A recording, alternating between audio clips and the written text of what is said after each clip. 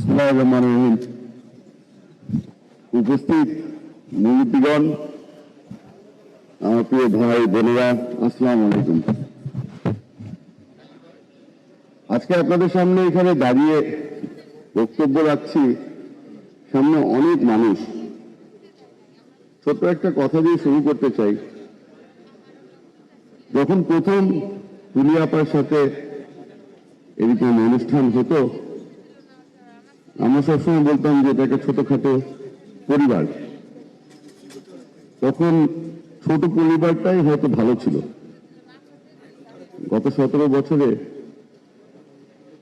এই গুণের শিকার এই পরিবারটা যে এত বড় হয়ে যাবে দেখে কষ্ট লাগছে। প্রতি বছর আমরা একসাথে হতাম, অনেক সমস্যা, অনেক ধরনের থ্রেটের মাধ্যমে আমাদেরকে দূরে রাখার চেষ্টা চলত, তবুও সাহস করে আমরা একসাথে হতাম। প্রতি বছর তুলি আপার ভিডিওগুলি দেখানো হতো। এই যে ছোট ছোট সন্তানরা কাঁদছে বাবার জন্য, এগুলো দেখে আমরা সকলেই একসাথে বসে হাত ধরে কাঁদতাম। আজকে সকাল সকাল ঘুম থেকে উঠেছিলাম এখানে আসার জন্য। সকাল সকাল চোখে পানি চলে আসলো। গত বছর আমার এক ছোট বোন এখানে, সে আমাকে বলেছিল যে তার সামনে পরীক্ষা আসছে, ইনশাল্লাহ উনি ভালো করবেন, আমার থেকে দোয়া চেয়েছিলেন। আজকে দেখা হলো, সে আমাকে বলল হাসি মুখে গোল্ডেন এ পেয়েছে সে,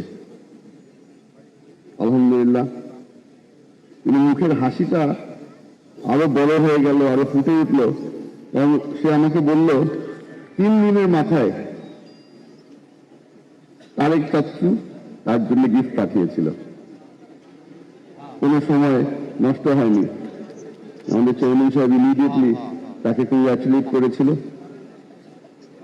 এই আন্তরিকতাটাই আমরা ধরে রাখতে চেষ্টা করেছি। একজন আরেকজনের হাত ধরে এখান পর্যন্ত এসেছি।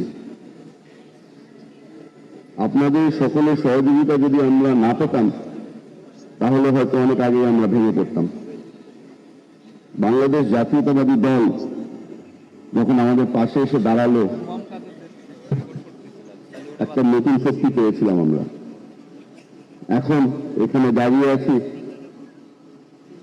বিশাল একটা শক্তি নিয়ে। রাষ্ট্রের যত ধরনের সহযোগিতা এখন আমরা পাচ্ছি, তবে এই জিনিসটা মনে রাখা দরকার, লড়াই এখনো শেষ হয়নি। আমরা এখনো বিচারের অপেক্ষায়। কিছু কিছু মামলা শুনানির পর্যায়ে চলে এসেছে। আশা করছি বাকিরা এখানে যারা যারা আছে তাদের মামলাগুলো দায়ের করা হবে এবং দ্রুত আমরা কোনো ধরনের বিচার দেখতে পাব। আজকে সকালে এখানে অনেকজনের সাথে আলাপ করার সময় একটা জিনিস বারবার করে তুলে ধরা হচ্ছিল। সকলের একটাই সমস্যা, আইনজীবী নিয়ে। কার কাছে যাবে, কে সহযোগিতা করবে? আমি আজকে আপনাদের সকলকে অনুরোধ করব, এখানে আমরা অনেকেই আছি যারা কোনো না কোনোভাবে কোনো ভালো আইনজীবীকে চিনি। একজন আরেকজনকে যদি আমরা সাহায্য করি, ইনশাল্লাহ আমরা কামিয়াব হব। এখানে কোনো ব্যক্তি বলতে পারবে না যে তারা এখনো একা আছে। আমরা সবাই একসাথে আছি। সত্যি করে বলতে আমার এখানে আর বেশি কিছু বলার নেই, কারণ মনের মধ্যে এখনো একটা গিল্ট কাজ করে। আমি ফিরে এসেছি, আমি আপনাদের মাঝে আছি। এখনো অনেকেই এখানে আছে যারা অপেক্ষা করছে তাদের স্বজনদের জন্য।